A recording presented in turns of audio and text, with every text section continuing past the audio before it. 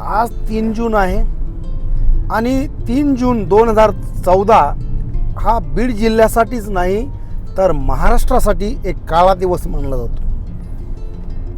ग्रामविकास पदाची मंत्रिपदाची शपथ घेतल्यानंतर आपल्या मतदारसंघात सत्कार स्वीकारण्यासाठी येताना माननीय लोकनेते गोपीनाथजी मुंडे यांचा अपघात झाला. अपघातामध्ये मृत्यू झाला. मुंडे साहेबांचा जो प्रवास आहे तो एक ऊसतोड कामगारांचा पुत्र, आमदार आणि खासदार.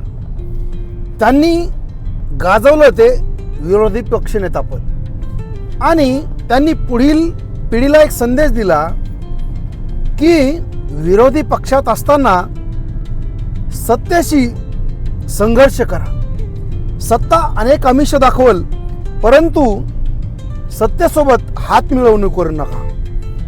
पार्लमेंटमध्ये गाजलेली भाषणं असतील, ऊसतोड कामगारांसाठी एखादं महामंडळ स्थापन व्हावं ही त्यांची अपेक्षा असेल आणि भारतीय जनता पक्षाला मराठवाड्यामध्ये गावागावापर्यंत, बांधा वस्त्यापर्यंत नेणारा जो लोकनेता आहे हा आहे गोपीनाथ मुंडे यांचा प्रवास.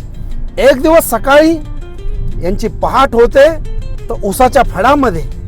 आज राजकीय नेते यांचं जे 3 स्टार 5 स्टार लाईफस्टाईल आहे यांना गोपीनाथ मुंडे यांनी कधीच दुजोरा दिला नाही आणि विविध असे विषय होते ज्यांना लोकांना असं वाटायचं की गोपीनाथ मुंडे हा आपला नेता आहे आणि ह्या जनसामान्यातून कधी ऊसतोड कामगाराचा मुलगा, कधी एक नेत्यापासून लोकनेता झालं हे समजलं नाही.